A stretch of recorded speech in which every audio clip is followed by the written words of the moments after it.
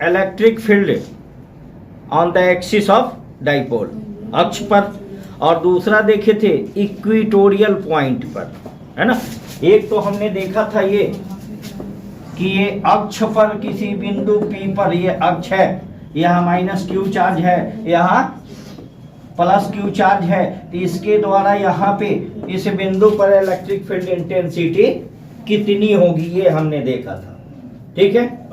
Axial पर क्या देखे थे 1/4 pi epsilon not 2pr upon r square minus l square का होल देखे थे, याद है, जिसमें हमने क्या किया था कि यदि r is very very very very greater than l is negligible, l को नेग्लेक्ट करके हमने चले थे, तब इसका इक्वेशन फाइनली इक्वेशन क्या आया था 1/4 pi epsilon naught into 2p upon r cube आया था लास्ट में। क्योंकि देखो ये जब नेग्लेक्ट हो जाएगा तो 2 2 जा 4, यहाँ 4 को r, एक r कट जाएगा, 3 को बचा था। और इसमें भी फाइनली हमने देखा था कि 1/4 पाई एप्सिलॉन नॉट इंटू क्या, ये 2p था जी कि p था, p था, सॉरी यहाँ p होगा, है ना, p अपॉन क्या r क्यूब। ये 3/2 ये नेगलेक्ट हो गया तो 2 2 कट गया, 3 बचा, इतना ही हम लोग देखे हुए थे। लेकिन यह कब, अगर एक्सिस पर हो तब ये होता था, ठीक है। अगर इक्वेटोरियल ये हो, इक्वेटोरियल लाइन पर यहाँ, तो इलेक्ट्रिक फील्ड किधर बनता था, डाइपोल मोमेंट क्या होता है माइनस से प्लस की ओर, डाइपोल मोमेंट किधर होता है नेगेटिव से पॉजिटिव। तो इक्वेटोरियल पर किधर बना था, इसके विपरीत साइड ऐसे बनाए थे ना हम लोग, यहाँ पे बना था, 2 कंपोनेंट लिए थे, ठीक है। ये 2 चीज तो हम जानते हैं कि यदि एक्सिस पर कोई पॉइंट हो तो उसका इलेक्ट्रिक फील्ड हम कितना निकालेंगे, इतना, और अगर इक्वेटोरियल पर हो तो हम कितना निकालेंगे, ये निकालेंगे। लेकिन अभी एक लोचा है, लोचा क्या है कि ना ही इक्वेटोरियल है और ना ही एक्सियल है। यह क्या कह रहा है कि electric field intensity at any point due to an electric dipole, यानी कि विद्युत क्षेत्र की तीव्रता हमको निकालना है कहां पर, किसी अन्य पॉइंट पर, कहीं पर भी वो पॉइंट हो सकता है ना। तो इसका डिस्टेंस क्या होता है, L और ये L होगा। अगर इससे यहां पर ये P एक कोई पॉइंट है, ठीक है, अगर ये रहता तो इक्वेटोरियल होता, ये रहता तो एक्सियल होता, तो ना ही एक्सिस पर है ना ही इक्वेटोरियल पर है, तब तो मामला गड़बड़ा जाएगा। हम कैसे निकालेंगे, हैं, क्योंकि नहीं निकालेंगे। होली के पगुआ पकवान खा के आए, हम काहे निकाली, बताइए नु, क्या कि हम तो केवल निकालना क्या जानते हैं, एक्सिस पर और इक्वेटोरियल पर। अब मामला बच जा रहा है कि नहीं है एक्सिस है या नहीं इक्वेटोरियल है, नहीं हॉरिजॉन्टल है ना ही वर्टिकल है। बच गया मामला, नहीं बचा। एक चीज हम लोग 11th में वेक्टर भी पढ़े हैं, वेक्टर पढ़े हैं। किसी भी, मान लो कि ये एक डाइपोल है, ठीक है, इसका रिजल्टेंट है, डाइपोल मोमेंट इधर किस डायरेक्शन में होगा, इस डायरेक्शन में होगा ना डाइपोल मोमेंट। इस डाइपोल मोमेंट का हम 2 कंपोनेंट बना देते हैं, बना सकते हैं 2 कंपोनेंट क्या होता है, एक दूसरे के परपेंडिकुलर। मान लो ये फोर्स है ना, इसका 2 कंपोनेंट है कि ये बना और ये बना, इसको हम क्या कहते हैं, रिजल्टेंट बनेगा ना। कैसे बनेगा, इसको पैरेलल शिफ्टिंग करना हम जानते हैं, यहां ले आएंगे तो ये क्या बन गया, रिजल्टेंट हो गया कि नहीं। ये तो वेक्टर हम पढ़े हुए हैं, याद है। तो इसका 2 कंपोनेंट अगर हम बना देते हैं तो हमारा मामला कुछ हद तक फाइनल गियर पर, टॉप गियर पर गाड़ी चलने लगे। इस डाइपोल का 2 कंपोनेंट, मान लो एक ये डाइपोल हो गया, हो सकता है एक ये डाइपोल हो गया, मान लो ये पॉजिटिव चार्ज हो गया और ये निगेटिव चार्ज, इसका दो को कंपोनेंट बना रहे हैं, किसका, इसी डाइपोल का, जिसका डाइपोल मोमेंट कितना है, P है। और दूसरा हम बना देते हैं ये बना दिए, ये प्लस हो गया, ये माइनस हो गया। तो देख तो एक दूसरे पर, इस पर ये लंब है कि नहीं, परपेंडिकुलर है, इसको सीधा कर देंगे तो ये लंब हो जाएगा। अब इसका कोई वैल्यू हमारे लिए नहीं होगा, नहीं ना होगा। तो देखिए इस डाइपोल मोमेंट का जब हम बना दिए दो गो डाइपोल,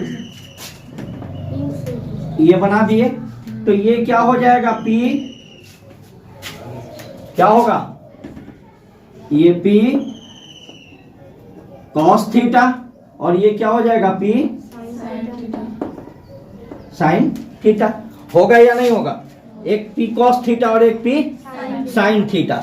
क्यों ये हुआ, क्योंकि ये एंगल कितना बना रहा है, थीटा, इसके साथ थीटा के साथ जो रहता है लाइन वह क्या बनाता है, कॉस। मान लीजिए कि ये है, ये बनाए और ये बनाए, ये कोण थीटा है तो ये कॉस हो जाएगा, ये कोण थीटा है तो ये कॉस हो जाएगा और ये साइन हो जाएगा, थीटा के साथ बनाने वाला एंगल। अब देख लो थोड़ा देर के लिए इमेजिन करो कि ये नहीं है, इसका दो गो बाल बच्चा है, बुढ़वा मर गया, अब दोनों बाल बच्चा है। अब एक चीज तो हम पढ़े हैं, अगर ये ऐसे P दूरी पर यहाँ पे अगर ये लाइन यहाँ पे आता है तो यहाँ पे इलेक्ट्रिक फील्ड किस डायरेक्शन में है, एक्सियल में। ये भी डाइपोल है, एक्सिस पर हो गया। अगर इस डाइपोल इसके लिए ले तो ये लाइन इसके लिए क्या हो जाएगा, इक्वेटोरियल होगा, परपेंडिकुलर लाइन इक्वेटोरियल होगा कि नहीं। तो एक्सियल भी हम जानते हैं और इक्वेटोरियल भी हम जानते हैं। तो जब जानते हैं तो इसके द्वारा यहाँ पर जो इलेक्ट्रिक फील्ड बन रहा है, मान लो बन रहा है E1, बन गया, ठीक है। इसको मान लो कि हम सीधा कर देते हैं तो ये एक्सिस हो गया और ये इक्वेटोरियल हो गया कि नहीं हुआ, E1 बना। अब देखो, अब दूसरा चीज हम क्या जानते हैं, इक्वेटोरियल। तो इसके लिए ये जो परपेंडिकुलर है तो इक्वेटोरियल विषुवतीय लाइन होगा या नहीं होगा, होगा। तो इसके लिए जो इलेक्ट्रिक फील्ड बनता है किधर बनता है, डाइपोल मोमेंट के अपोजिट डायरेक्शन में बनता है कि नहीं, बनता है अपोजिट डायरेक्शन में। और एक क्या बना, एक क्या बना, ये बना, ये लाइन बना। तो E हो गया E1 और इसको मान लिए हम E2, मान लिए। अगर E1 और E2 को हम जोड़ देंगे तो नेट इलेक्ट्रिक फील्ड मिल जाएगा कि नहीं मिल जाएगा। पहले ये क्या था, ये डायरेक्शन था, फिगर बना लिया हो ना सब, है। देखिए पहले ये था, हमको पता नहीं है, हम तो जानते हैं इक्वेटोरियल और एक्सियल पर, लेकिन दे दिया एनी पॉइंट, अलग पॉइंट है, ना ही एक्सिस पर है, ठीक से समझ लो, और ना ही इक्वेटोरियल पर है।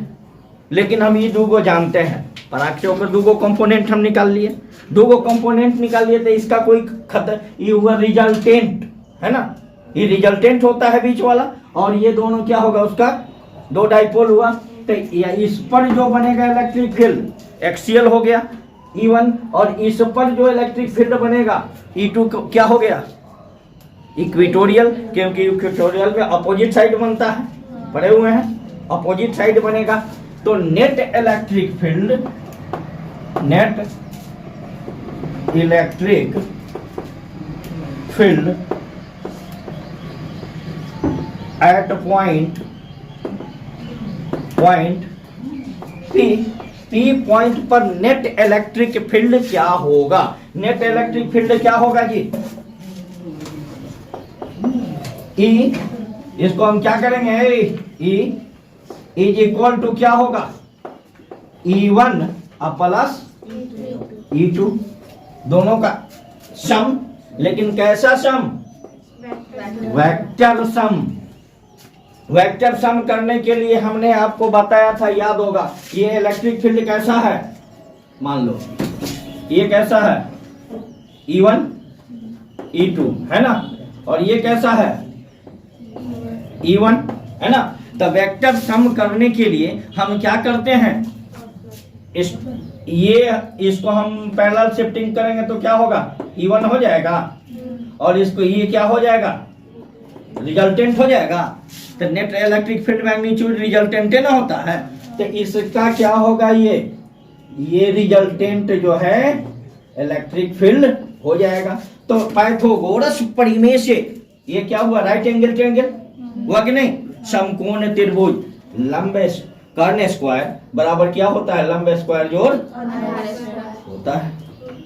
पराक्षर में रिजल्टेंट हो जाएगा, लंब स्क्वायर जोड़ आधार स्क्वायर बराबर कर्ण स्क्वायर, यानी रिजल्टेंट। रिजल्टेंट इलेक्ट्रिक फील्ड में क्या हम दे देंगे यहाँ, ई स्क्वायर प्लस E1 का स्क्वायर प्लस E2 का स्क्वायर, हम दे सकते हैं या नहीं दे सकते। रिजल्टेंट कैसे, रिजल्टेंट पता चला कि नहीं। इसका हमने दो कंपोनेंट बनाया, ठीक है। E1 क्या हो जाएगा ये बताओ, E1 कितना, एक्सिस पर, E1 क्या है, एक्सिस पर। एक्सिस के लिए क्या होता है, 1/4 pi epsilon naught into 2p बटा r क्यूब होता है कि नहीं होता है। लेकिन हम ये नहीं लिखेंगे P किसके लिए था, एक्सिस जो ये डाइपोल था उसके लिए था। लेकिन अभी जो हमारा किस एक्सिस पर है, P cos थीटा है ना, तो हम क्या लिखेंगे, P cos थीटा का क्या स्क्वायर देंगे या नहीं देंगे, हो सकता है। अब प्लस ई स्क्वायर यानी नेट इलेक्ट्रिक फील्ड ई, अब प्लस E2 क्या है, इक्वेटोरियल। इक्वेटोरियल के लिए क्या है, 1/4 pi epsilon naught into P की जगह क्या हो जाएगा, बीटा P साइन थीटा, तो P साइन थीटा अब बटा क्या, R क्यूब का स्क्वायर होगा। अब अगर हम इस पर से स्क्वायर हटा दें तो इस पर क्या आ जाएगा, 1/2 या रूट, बात बराबर है कि नहीं। 1/2 दे सकते हैं, क्लास 8 में पढ़े हैं आप। 3√√2 आता है, या नहीं तो √4 है, तो इसको लिखते हैं ना 4 1/2, 8 क्लास में पढ़े होंगे आप। अब देख, इसमें कुछ कॉमन आउट हो सकता है, देखो तो ई क्या हो जाएगा common, 1/4 pi epsilon naught into P दोनों में है R क्यूब भी दोनों में है, तो हम P upon R cube common ले सकते हैं। लेकिन जब स्क्वायर है तो इस पर भी क्या हो जाएगा, स्क्वायर हो जाएगा, होगा या नहीं, ठीक। अब उसके बाद क्या बचेगा यहाँ, हैं बोलो, 2 cos थीटा और प्लस P और P तो कॉमन ले लिए, साइन थीटा। स्क्वायर है तो स्क्वायर दे दें, हैं कि नहीं। अब देखो इस पर भी तो स्क्वायर है कि नहीं है, तो स्क्वायर जब इस पर है तो 2 2 या 4 कर दें, और इस ये स्क्वायर को हटा के इस पर रख दें, हो जाएगा कि नहीं होगा, 2 दूनी 4 cos स्क्वायर। कोई दिक्कत हो बोलो, 1/2 हो गया कि नहीं हुआ। अब देख नीचे दिख रहा है कि नहीं, अरे यार पागल, तो पहले ना बोलना चाहिए। ये दिख रहा है, ये दिख रहा है ना, हाँ, ये दिख रहा है। E इज इक्वल टू क्या होगा, यहाँ देखो, ए स्क्वायर और ये स्क्वायर गुना होगा कि क्या होगा, गुना होगा, तो ये देख तो कट जाएगा, दो दो क्या बच जाएगा खाली 1/4 पाई एप्सिलॉन नॉट और P अपॉन बचेगा, कोई दिक्कत नहीं। अब देखो इसको हम तोड़ के लिख सकते हैं जी 4 cos स्क्वायर थीटा है ठीक, 4 cos स्क्वायर थीटा है, तो इसको हम कर दें, लिख सकते हैं 3 cos स्क्वायर थीटा अब प्लस cos स्क्वायर थीटा, लिख सकते हैं 3 को एगो अब प्लस क्या साइन स्क्वायर, इसका क्या 1/2 हो गया, कोई दिक्कत बोलो। अब देख E 1/4 pi epsilon naught into P by R cube है। अब देख साइन स्क्वायर थीटा जो कॉस स्क्वायर थीटा बराबर क्या होता है, होता है, लिख दे पक्का पक्की पक्का पक्की पक्का पक्की पक्का पक्की पक्का पक्की।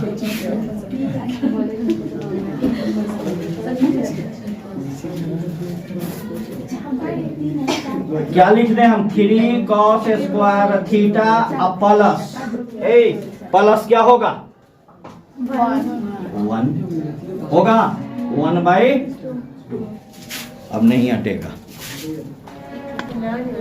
इसमें कहीं पूछना है किसी को हैं? बोलो जल्दी फटाफट, फिर से एक बार शॉर्टकट में समझ लो। ये डाइपोल था, इसका दो कंपोनेंट हमने बनाया, क्योंकि एनी पॉइंट है, नहीं एक्सिस पर है नहीं इक्वेटोरियल पर है, तो एक्सिस के लिए हमको पता है, इक्वेटोरियल के लिए हमको पता है। यदि दो कंपोनेंट इसका हम बना देते हैं डाइपोल मोमेंट का, डाइपोल मोमेंट P का, तो दो कंपोनेंट, एक कॉस हो गया एक, तो ये कॉस वाला इस पर जो ये इलेक्ट्रिक फील्ड बन रहा है इसको हम E1 मान लिए। E1 किसके लिए माने, एक्सिस के लिए, और इस डाइपोल के रिस्पेक्ट में ये क्या है इक्वेटोरियल है, इक्वेटोरियल के लिए अपोजिट डायरेक्शन में होता है, तो एक क्या हो गया ये हो गया, तो इसका भी ये दो कंपोनेंट हो गया। और दो कंपोनेंट का रिजल्टेंट हम कैसे निकालते हैं, वेक्टर सम। अब वेक्टर सम क्या होता है, ये होता है, तो इसको रख दिए और इसको रख दिए, दोनों का एडिशन कर दिए, स्क्वायर हटेगा तो इस पर हो गया। अब बाद बाकी तो अलजेब्रिक है, उस ढंग से निकाल दिए। तो एनी एक्सियल पॉइंट पर क्या होता है इलेक्ट्रिक फील्ड, यही होता है, ठीक है। अब बात उठता है कि ये वेक्टर है ना, तो इसका डायरेक्शन भी होगा, क्योंकि वेक्टर सम है तो उसका वेक्टर सम जब है तो वेक्टर का डायरेक्शन भी होगा। जब ये तो मैग्नीट्यूड निकल गया, और जब तक हम डायरेक्शन मॉड मार दिए तो मैग्नीट्यूड निकल गया, और जब तक डायरेक्शन किसी चीज में नहीं देंगे वह वेक्टर परिपूर्ण अधूरा होगा। सब शादी ब्याह हो जाए, कन्यादान हो जाए, सब हो जाए, एक चुटकी ने पड़ल शादी अधूरा होगा, है कि नहीं। कहीं लाइन कटलक तो हड़बड़ी में कनपटिए पर मत बचा। तो चलिए जनरेटर फिर लगा लिए, तो जनरेटर चलो देखो यहाँ, इसको थोड़ा सा ऊपर लिखना, यहाँ देखो ये हुआ net electric field due to a dipole at any point, किसी भी बिंदु पर डाइपोल के कारण, इक्वेटोरियल और एक्सियल पर नहीं, किसी बिंदु पर इतना होता है। अब हम डायरेक्शन निकालते हैं, पहले इसको नोट कर लीजिए तब हम डायरेक्शन निकालते हैं। चलिए इसको मिटा देना,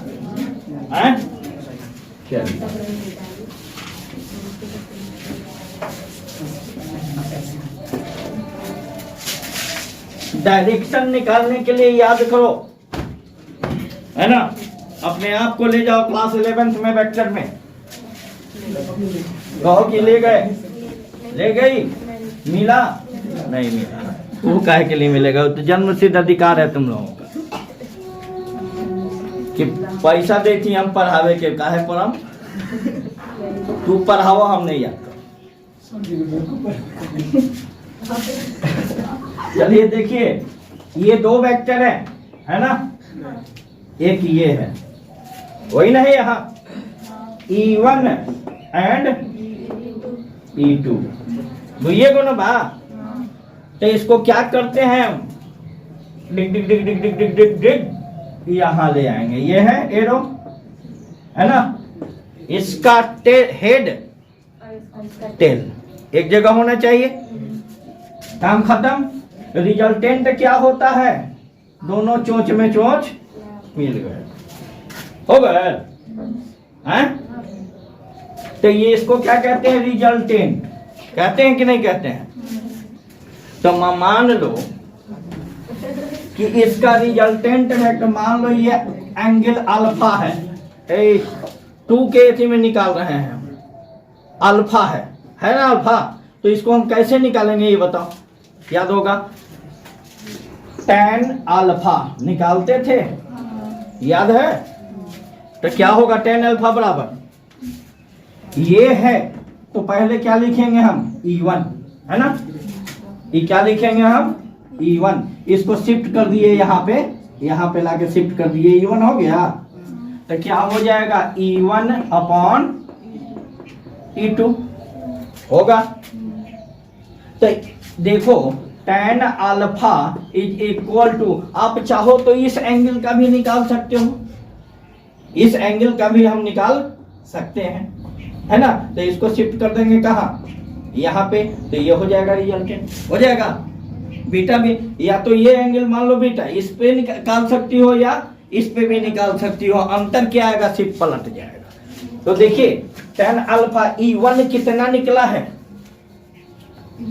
E1 कितना निकला, 1/4 pi epsilon naught into 2 p cos theta upon r3। यही नहीं E1 था, ये नहीं था, ऊपर मत ले जाओ। E1 प्लस E2 किए है ना, तो E1 में इतना आया है।